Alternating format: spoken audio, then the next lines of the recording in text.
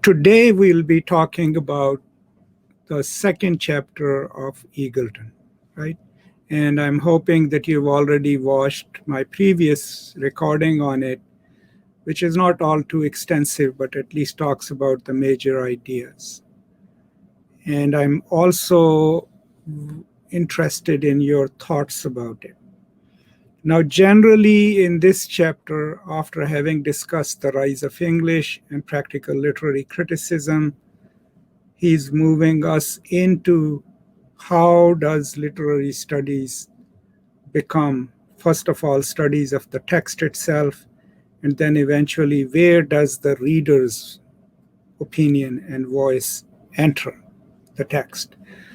So as always, you will see the beginning part of the chapter. Since Eagleton is a Marxist materialist, he will always give you what was happening materially in Europe at the time when a certain new philosophy emerges. Because that's the difference between ideologists and materialists, is that ideologists suggest that new ideas change the world or initiate a change. Materialists would tell you that it's the material conditions that give birth to new ideas, right? That's the distinction we should always remember. Okay, so Derek, yes, I am not 100% these days, but okay. Yeah, but other than that, yes. It's kind of interesting to be at a point in your life where you know that, you're not the vigorous self that you used to be, and to work with the limitations of your body and how it impacts your mind. But otherwise, yes, thank you for asking. Okay, so before we go into Husserl, right, on the bottom of page 47, as he explains, what was Edmund Husserl's project, right, to give us the philosophy of philosophies, the meaning of all meaning, in the chaos that was existing all sides. So there was the Spartacus uprising immediately after the First World War, where the fate of Germany is decided, right? The moderates and the radical Marxists led by Rosa Luxemburg and others, they fight it out, and the communists are defeated, which lays the road open to the eventual rise of the National Democrats, right, and the Nazi Party. But pretty much all these strikes in Italy and elsewhere are the leftist uprisings, and they are put down brutally. And wherever they are put down brutally, the vacuum is created by fascist or fascist-leaning political parties. They're the ones who come out victorious after the First World War. And then, within 20, 23 years, I think, these are the groups that rise to power, right, in Europe. And it's within that backdrop that Husserl writes his major works, right? Husserl, like his philosopher predecessor, René Descartes, started out on his hunt for certainty by provisionally rejecting what he called the natural attitude. Okay, and that's interesting. The natural attitude, is what here people call the common sense philosophy, that things are as they appear to us naturally. There is no complicated way of looking at it. But what Husserl is doing is he's saying, no, let's unlearn this natural attitude and figure out a philosophical way of perceiving reality, or even questioning the perception of it. Now, there's a lot of critique of Husserl in this chapter, but there is one thing that he actually makes possible, which phenomenology makes possible as a philosophy. And if we go to Descartes, I mean, those of you who have taken courses with professors who teach modern literature or D.H. Lawrence and others, you might have heard the term people use. This novel has the body-mind split, right? Like the one character is pure body and the other is pure consciousness. You see it in Faulkner as well, like in Sound and the Fury, right? Benjay is pure id, right? and then Quinton is kind of pure consciousness. So in the first meditation, when Descartes is thinking of finding the answers to the question of being, right? Cogito ergo sum, right? I think, therefore I am, right? In order to reach that way of thinking, what he mentions is, okay, I'm in this cabin in the Alps, totally away from the world. And then I go inwards to think myself, right? And as I think myself, and I am aware of me thinking myself, right, is it when that I know that I exist. So in that Cartesian assertion, when the idea was that the self, the thought is inward tending, right? And that to seek yourself, you have to go inwards, right? That you yourself are the object of thought in order for you to know yourself, right? And Cartesian thought, ruled supreme. That idea that body doesn't really matter, right? It's the thought that constitutes us. Until Hume came and did his precise attack on it. And Hume was also an empiricist, right? And Hume's work is really crucial because, first of all, he challenges the question of causality itself, right? Especially that we can know the first cause from the outcomes. That there is that famous example that he uses of a billiards table, right? And he tells you when someone strikes a ball on a billiards table, there is no possible way of we finding out the first cause from the location of the balls, because they're the permutations of how many angles there. But more importantly, the way he destroys Descartes and that mode of thinking, the primacy of soul or spirit or thought over body, is by suggesting that, okay, thought can travel to planets, thought can go to the moon. It is boundless, it is infinite, right? It is not contained by a finitude. But when it comes back to us after it has been to the planets and everything else, how do we make sense of it, right? How do we know it? How do we make it intelligible? Through our senses. And senses are material, they are part of our body, and hence it is my body that determines who I am, right?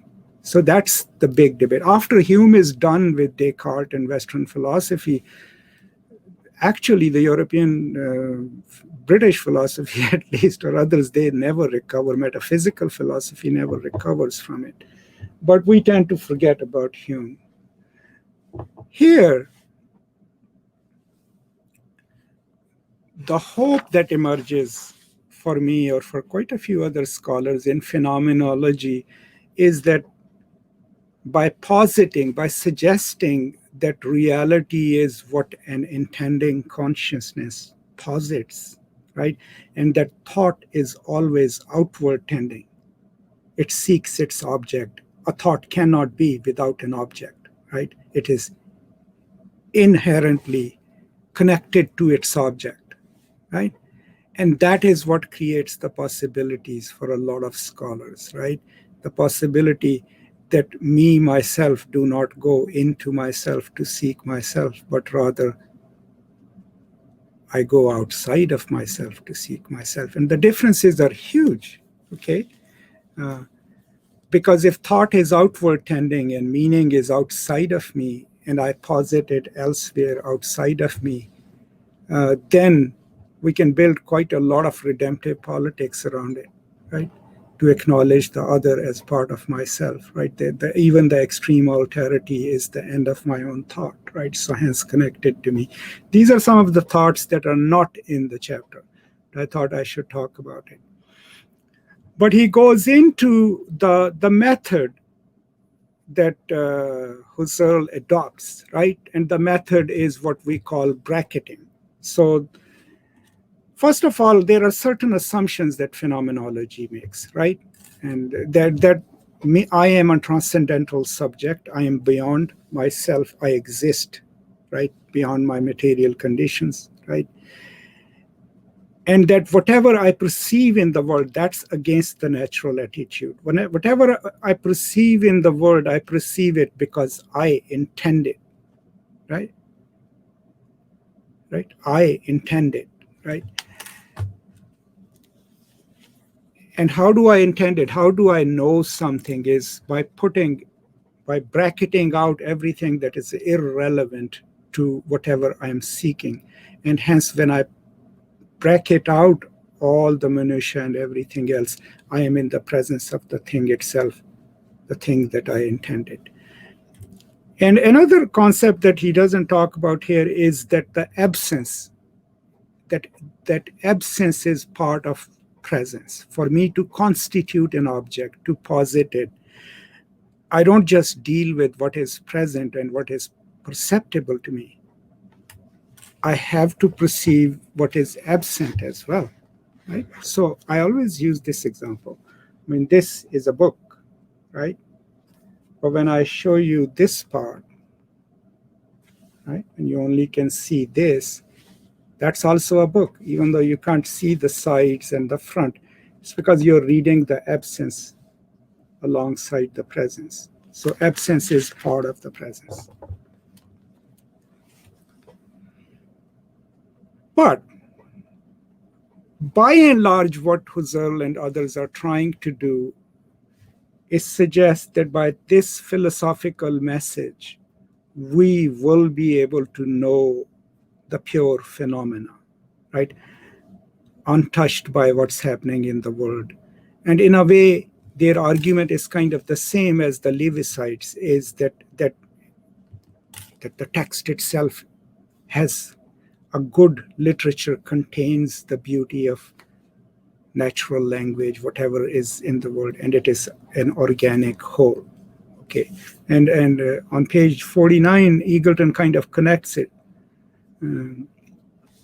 But he's talking about it, the methodological idealism of Husserl, and he says it all seems a far cry from Lewis and the organic society, but is it? After all, the return to things in themselves, the impatient dismissal of theories unrooted in concrete life, is not so far from Lewis's naively mimetic theory of poetic language as embodying the very stuff of reality itself. Lewis and Husserl both turn to the consolation of the concrete, or of what can be known on the pulses, in a period of major ideological crisis, and this recourse to things themselves involves in both cases a thoroughgoing irrationalism. For Husserl, knowledge of phenomena is absolutely certain, or as he says, apodictic, because it is intuitive. I can doubt such things no more than I can doubt a sharp tap on the skull. For Lewis, certain forms of language are intuitively right, vital, and creative, and however much he conceived of criticism as a collaborative argument, there was in the end no gainsaying this. So both are talking about this. Now, what comes out of Husserl, that is what we call phenomenological criticism. What I give you as an author is an arrived intention of my consciousness, right, in material form. Then a phenomenological reading of the text will tell you that you don't need history. You don't need information about the author. The work itself is the arrived intention of the author. And if you read it carefully, part by part, right, connect those dots, you can then reach the intention of the author, okay? Because the work is the intended object of author's consciousness. Now, keep in mind that these people are doing this before the linguistic turn, okay? We are not, these are the people who can afford to say that we can have a private language, right? We can't afford to say that we have a private language, because if we had a private language, we will not know it, right?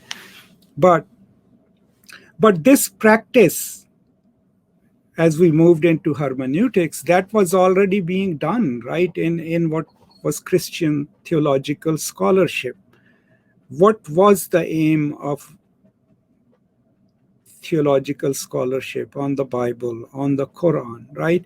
That the text was the arrived intention of God, right? So we didn't know. I mean, there are famous essays by the Muslim medieval rationalist scholars, who basically say, well, we cannot know God, but we can know attributes of God, right? And that the Quran is the final expression of God's being. And if we read it carefully as the arrived intention of God himself, then that is where we will find God, right? But the argument was that if the text is the arrived intention of God himself, if that intention is contained in it, a careful reading of the text will then give us access to the mind of God, because then we can live our lives according to what God wants us to do. That's still how we approach sacred texts. That's how people cite them to you. This is what the Bible wants you to do. What is the Bible? Word of God, right? In Arabic, it's called Kalimatullah, right? So phenomenological criticism then is completely text-based, takes the text as an organic whole, complete in itself, right?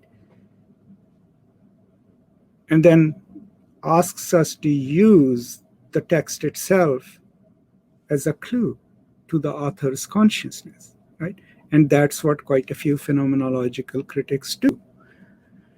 And this is where Eagleton's criticism comes in on page 52 when he's talking about the linguistic turn, right? Bottom of page 52. I think I'm boring all of you to death. I cannot muster up enough energy to be excited today. The hallmark of the linguistic revolution of the 20th century, from Saussure and Wittgenstein to contemporary literary theory, is the recognition that meaning is not simply something expressed or reflected in language. It is actually produced by it. It is not as though we have meanings or experience which we then proceed to cloak with words.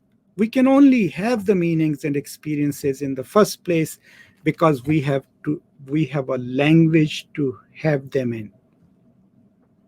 But this suggests, moreover, that our experiences as an individual is social to its roots. For there can be no such thing as a private language, and to imagine a language is to imagine a whole form of social life.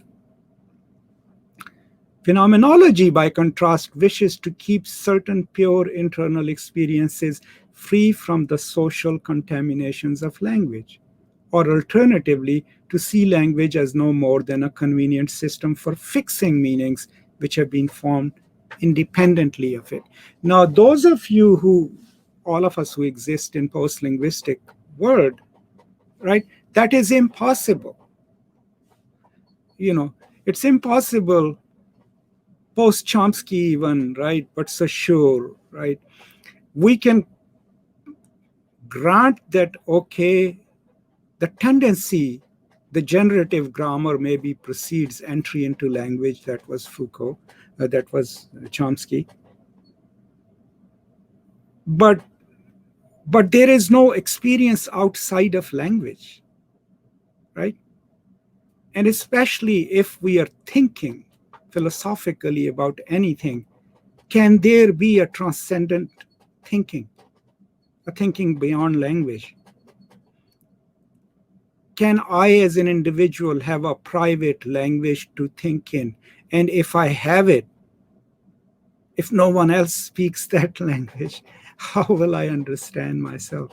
Right? That's the question.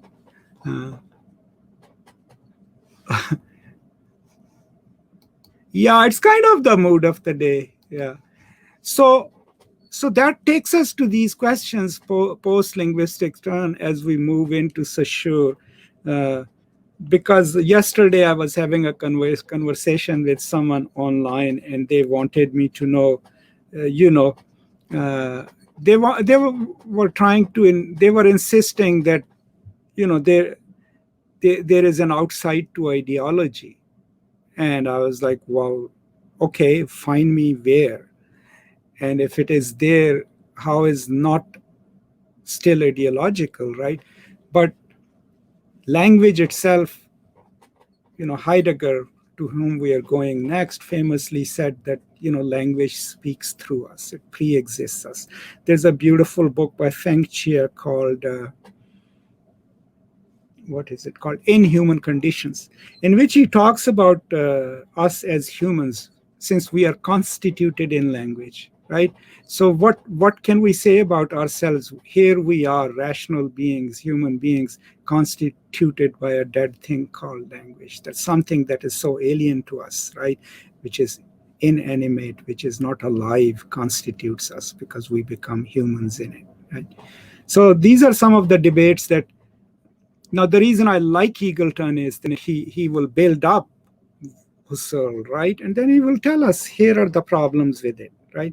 And that way we learn both sides of the argument about any. So after he has discussed briefly phenomenology of Husserl, the final paragraph that he gives about it is, now remember what Husserl had promised to do was to find the meaning of meanings, to find the most, not empiricist, but provable philosophy in which we could extract the essence of the phenomena themselves, right? That was his project, right? Despite its focus on reality as actually experienced as Lebenswelt rather than inert fact, its stance towards that world remains contemplative and unhistorical.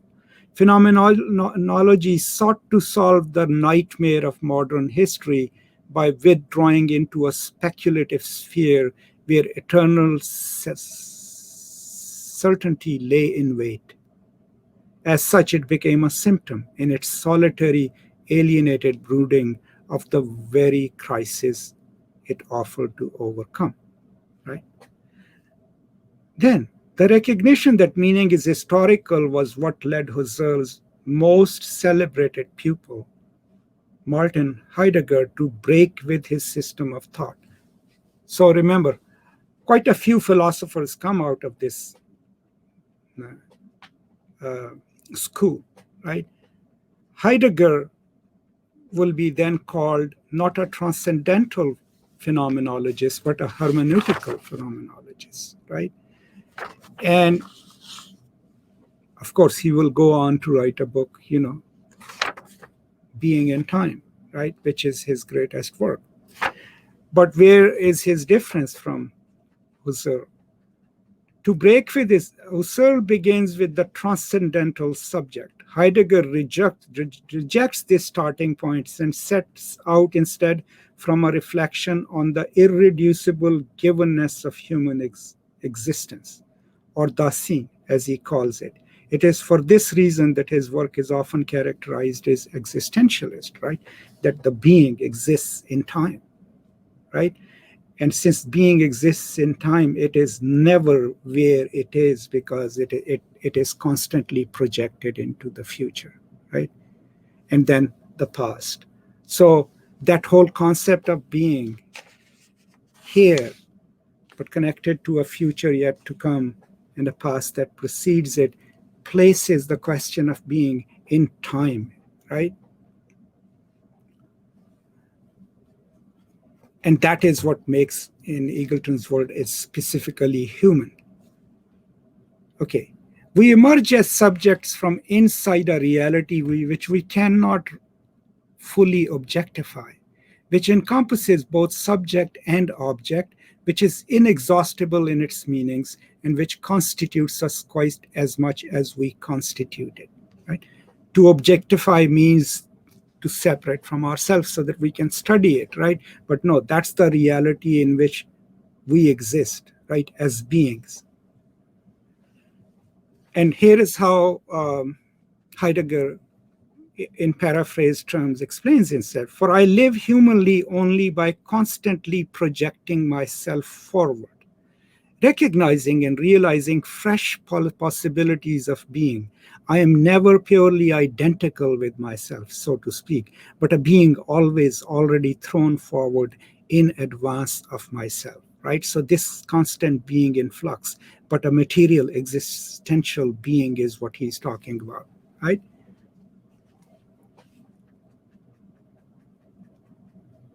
So if human existence is constituted by time, it is equally made up of language. Language for Heidegger is not a mere instrument of communication, a secondary device for expressing ideas. It is the very dimension in which human life moves, that which brings the world to be in the first place. Only where there is language is there world in the distinctly human sense. So we have now reached the realm, the transition from Husserl to Heidegger is that instead of having a transcendental subject that exists beyond materiality, pure thought, we exist in time. One thing, future, present, and the past. The being exists in time. And the being exists in language. Okay? Without language, it will not know itself, right? It's two things that constitute this subject, right? So we are already, what are we doing? We are entering history, right? So the history, so that means the text can also exist in history, that history is important, right? That's where we are entering. But this being that Heidegger talks about as a philosophical being is encouraged, is acknowledged to have a certain pre-understanding and intuition of the world, which he or she takes into the world. And with that pre-understanding, understand the world. But the role of the being is not to try to alter history, but to listen to nature, the murmurs of the jungle, the forest, to let the text teach it, to let the word teach it, which creates a certain passive human subjectivity, right? Which lays it open to not just the texts of the forest that our philosophy department uses, right? But also the language of power, right? Of Nazism and fascism. So here it's not really explained well, but there is a beautiful book on my shelf by Derrida called Of Being, which is a critique of Heidegger's Nazi sympathies, right? And Gayatri Spivak wrote a beautiful review of it. I use the word beautiful a lot about books, right? And in that she says is that, the project is simple. Heidegger was a Nazi sympathizer, but Derrida can't do that. He has to invent a new vocabulary to discuss Heidegger's Nazi sympathies, right? And that's why Of Being is a very hard book to read, because Derrida, in the process of criticizing Heidegger, what is he trying to prove? Not that Heidegger was a Nazi sympathizer, but that if Heidegger himself followed his own philosophy, he would be an ideal target for Nazi propaganda, right? If you are saying that being lives in history and time, but this being must come to the word as a supplicant and let the word teach it, give it that knowledge, then you're laying yourself open to that, right? Okay, I'm going to pause here and see what you all have to say about it. But what I want to try to explain is that why is he taking us there? Why does he start with Husserl, take us to Heidegger, then take us to Gadamer, right? Because each one of them, while questioning the question of being, phenomenology to hermeneutics, is also reinserting the project of history in the question of the human project, right? We are entering, the human subject is entering it but also time is entering it, methodology is entering it, and history is entering it, right? So increasingly what we are then learning is that our experience of language, or what we think about it, is deeply social, right? History is contingent. It doesn't march like Gadamer will have us believe, right, in this large current of history in which we exist. That history is contingent, right? And it's motivated because he wants to take us to the question of the reception itself. How do I receive a text and why?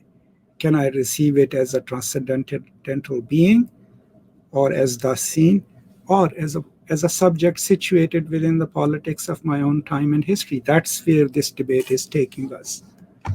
Between Heidegger's Nazism and his here, but I strongly urge you to read Of Being. It's on my shelf, where Derrida will make that connection for you. Eagleton points out some congruences, but it seems to me that isn't clear. What do you think? Well, I mean, it's not a. What Eagleton is being very tentative here. What he's not saying that his own philosophy leads him there. What he's saying is the exaltation of the peasant, the downgrading of reason for spontaneous pre-understanding, the celebration of wise passivity, all of these combined with Heidegger's belief in an authentic existence towards death superior to the life of faceless masses, led him in 1933 into explicit support of Hitler. The support was short-lived, but it was implicit for all that in elements of the philosophy. That the kind of philosophy that he was perpetuating, it would make sense to have that kind of passive reception of this dictate coming from the Nazis. Good questions, though. But what I want you to keep in mind is this is intimidating stuff for literature scholars, especially because we are not so used to philosophy that much.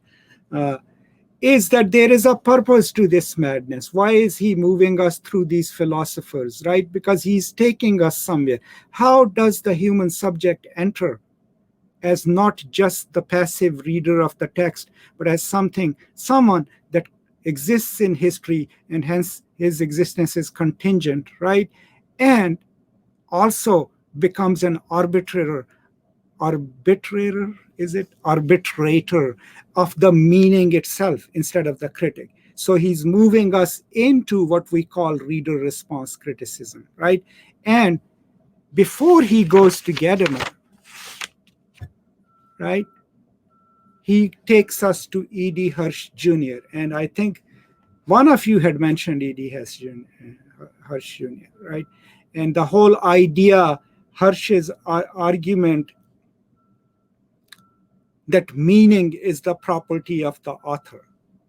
Significances of a work change, but a work may never change its meaning because the meaning is what the author intended. And that is the property of the author. And a critic must not do that. He was doing that because people like Heidegger and everyone else were making the process of meaning making contingent upon time and history, right? And as a conservative scholar, if you want to preserve the meaning of a text, right? Remember, text is an organic whole. It contains the consciousness of the author. And how do you protect it from the vagaries of time? How do you say that meaning is what Shakespeare intended in Othello and not what you bring to it or me bring to it? By suggesting that the only meaning a text can have is the meaning that contains the author's intention. And the way Eagleton is challenging that is this idea is that, and this is still pre-linguistic term, is how do we find out what the author might have intended, right? And even if we can retrieve that intention, we don't have access to the vocabularies in which the author thought. And also, furthermore, couldn't there have been more than one intention in the author's mind? Do we even know that what's in a text was actually the authorial intention or one of the intentions that he or she inscribed in a text, right?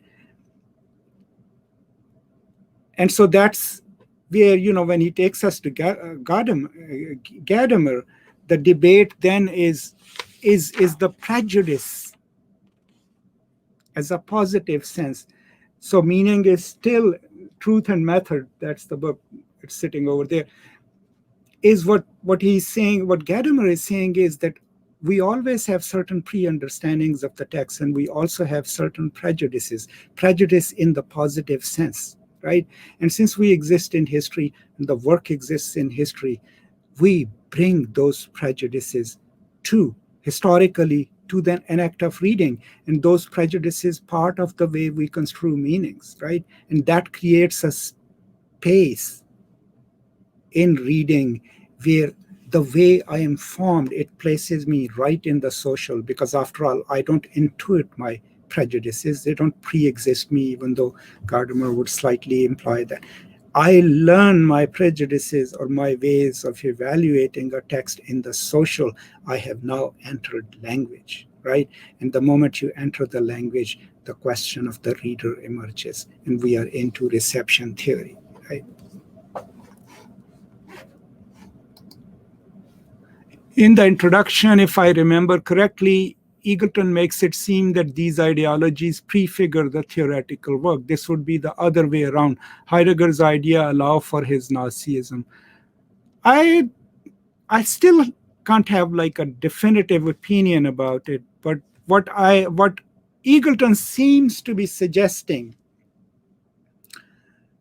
that if you finally, after you have thought the question of being and placed it in history, in time, that being is not this esoteric thing out there, it's an existential thing in time. But then you have spent a lot of time on a being that is less about doing something in the world, but more about receiving the world. There is a certain degree of passivity in it, right? In that definition or theorization or philosophization of being. And if that's the being you imagine, who should patiently wait for the tide of history to turn and for the forest to teach him or her wisdom, right? That being is more prone to receiving an ideological hail or a message, right? And if that's the being that Heidegger himself lived, a passive recipient of time and history itself, then that being will be more prone to the Nazi power or propaganda. Well, that's what he is saying.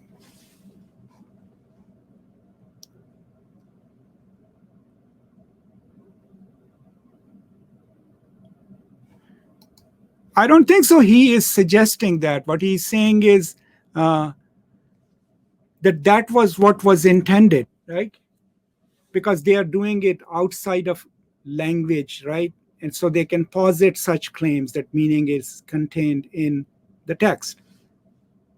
But if we give it that language, without language there can be no meaning, then the entire argument that Husserl has falls apart. Not Husserl, E.D. Hirsch.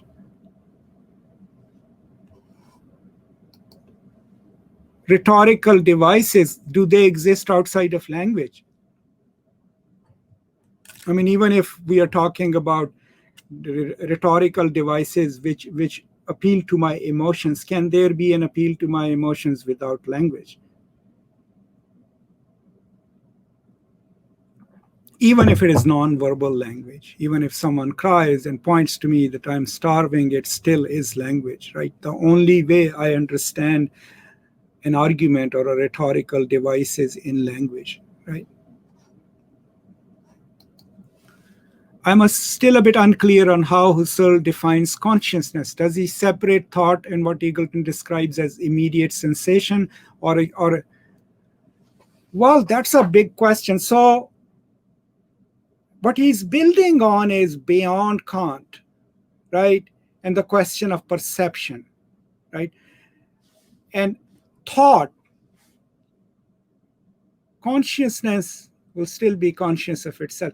So the transcendental thought would be thought where you're not dealing with the material object anymore, right? You're bracketing out everything that complicates it and hence reach the essence of a thing, right? So if you want to say, I know a rabbit, you're not talking about the rabbit running around in your yard. You have bracketed everything out of it and then have finally encountered the rabbit, right? The rabbit of all the rabbits. How do you do that? I mean, the eidetic process and everything else that he defines, it's actually beyond my area of expertise. But, that is what he claimed to do, is to find the essence of the phenomena, right? Now, think of it, it's not very far-fetched from what we were taught or what we do, right? When in high school or elsewhere, when our teachers asked us to find the main theme of a short story or what is it's about, right? That's exactly what did. Whatever was irrelevant to our finding the deep hidden core of the story, we removed it, right? We bracketed it out until finally we said, oh, here, this is the story. The structuralist would kind of do that eventually when we get to them, right? When they are looking for the deep structure, right, which determines the story, right? Okay. So it is this which Heidegger understood and which Hans Georg Gadamer goes on to elaborate in Truth and Method, right? The meaning of language is a social matter, right? For Gadamer, the meaning of a literary work is never exhausted by the intention of its author. As the work passes from one cultural or historical context to another, new meanings may be culled from it, which were perhaps never anticipated by its author or contemporary audiences. Hirsch would admit this in one sense, but relegate it to the realm of significance. For Gadamer, this instability is part of the very character of the work itself. All interpretation is situational, shaped and constrained by the historically relative criteria of a particular culture. There is no possibility of knowing the literary text as it is. Okay, so just like in Kant, the thing itself is what the early phenomenologists had repudiated, as not a viable concept. Gadamer's idea is that interpretation is situational because we exist in time, right? And if it is situational, then the meaning of a text can shift. Meaning can never be fixed.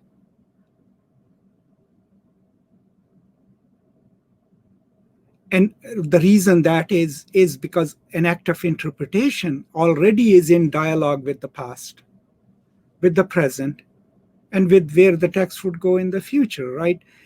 So there is something about contingency of history. I always talk about it.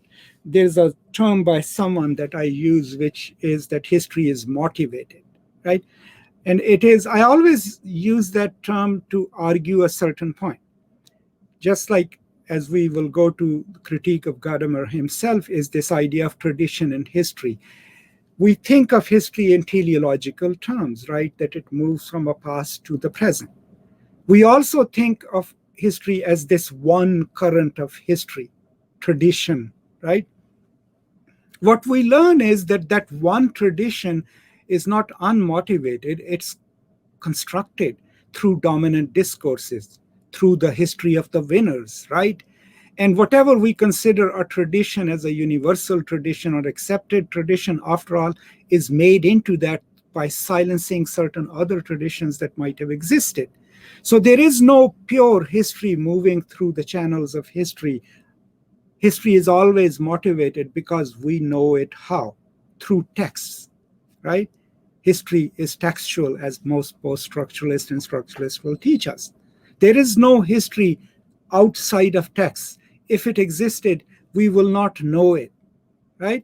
So if it is textual, then texts, when they were being recorded, right, were motivated because the historian was not an objective being, right? I have 38 volumes of Al-Tabari over there of Islamic history, right? Is it Islamic history? Yes, recorded by Al-Tabari. Can I read it as universal Islamic history? Probably not, because he was a proto-Shiite, right? So his own politics is in the text. There is a text by Al-Ghazali in my back shelf where he writes a repudiation of what was called the Talimi school of thought. Can I read it as pure historical work of philosophy? Yes, maybe. But on the beginning of the text, in the beginning of the text is an inscription that Al-Mustansir Billah, the second caliph of the Abbasid Empire, had asked him to write a refutation of the Shiite Talimi sect. That means that was a work of philosophy commissioned by the most powerful figure in that region of the world. So is that an unmotivated piece of work? I mean, if I take a commission from a king and say, I will refute the new critics, my whole project is to refute the new critics, right? So history is motivated at that. And sorry, I'm using all these foreign examples. I'm just like trying to upset you all. And then you move it to the end of reception where you, me, and I go and retrieve it, write about it. That is then imbued with our prejudices. So at the end, the history that comes to us is recorded in language, right? But is motivated at both ends, right? Retrieval and recording, right? So there is no pure history. That's why I always laughed at that. What was the March of Folly book, Tuchman? There is a passage in our book where she says, if so-and-so had not done that, history would have marched on. And I was like, yeah, but we would have not known about it, right? It becomes history when we know about it, right? Studies to what we call the hermeneutical circle, right? So both the new critics as well as Levicites and these philosophers believe that a work of art is an organic whole, right? And to understand it, we can understand it hermeneutically, because hermeneutics is what? The science of knowing, right? Science of interpretation, right? How? Because if it is an organic whole, we can study a part. And when we study a part, then we see how that fits in the whole. We take that knowledge to the whole. And then with that knowledge, we can study another part, right? And so since a text is interconnected, different parts that constitute an organic whole, the hermeneutical circle is moving from part to whole, whole to part, until we have completed the full circle and hence known the meaning of the text. That is what he talks about, the hermeneutical circle, right? Another way of hermeneutical circle would be you go to the text, then you go to the world outside, see, take the knowledge from the world and bring it back to the text, and that's a larger hermeneutical circle. But you're still imagining of parts and whole, parts and whole, parts and whole. But on page 64, after he has refuted E.D. Hirsch, there is in fact no reason why the author should not have had several mutually contradictory intentions, or why his intention may not have been somehow self-contradictory. But Hirsch does not consider these possibilities because he's trying to retain one authorial intention in a text, which he considers a whole. The most recent development of hermeneutics in Germany is known reception aesthetics or reception theory. And unlike Gadamer, it does not concentrate exclusively on the works of the past. Reception theory examines the reader's role in literature, and as such is a fairly novel development.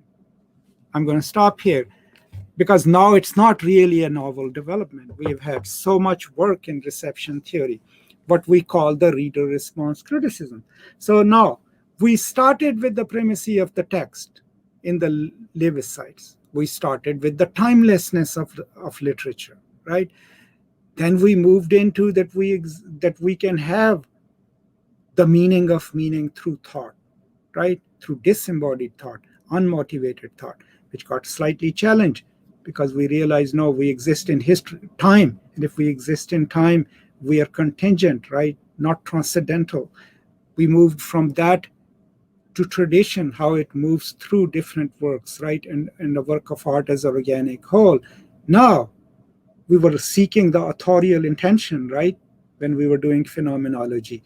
So we did the text, we moved into the authorial intention, and now we are moving into the role of the reader. What does the reader do?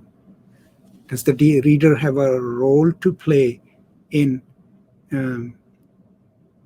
interpreting literature or talking about it? And that's where we will go on Thursday. So yeah, this is all for today then, and we'll continue this discussion. And thank you so much for being patient with me in my ramblings.